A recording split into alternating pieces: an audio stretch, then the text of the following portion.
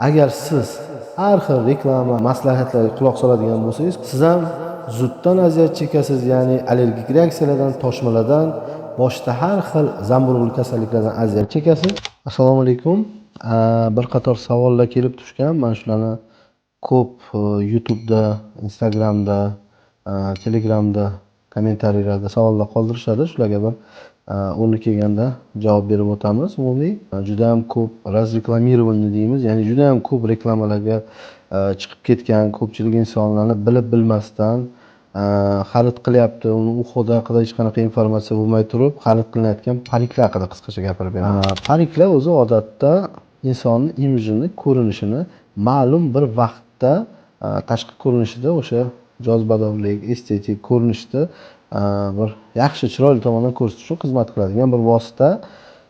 Pariklar har xil bo'ladi. Haqiqiy, tabiiy inson sochlaridan qilingan bo'ladi, sintetik toladan qilingan bo'ladi. Sechtiy pariklar bor. 2-3 bir haftagacha yechmasdan ishlatsa bo'ladigani bor, yoki kunduz kuni ishlatib, kechqurun yechib qo'yadigan holatlari bor.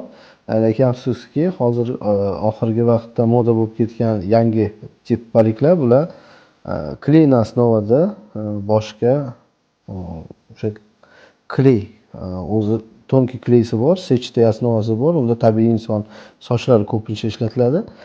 Kley yordamida teriga o'rnatiladi va juda ham chiroyli insonni haqiqiy soch ko'rinishini beradi.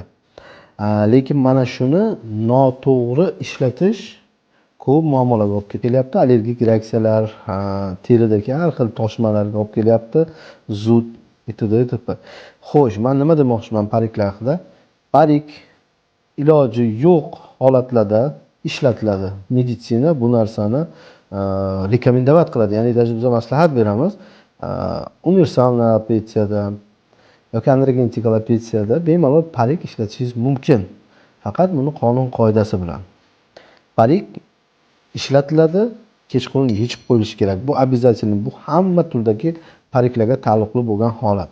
Parik обязательно haftasida 1 marta yoki 2 marta yuvib quritiladi xona haroratida.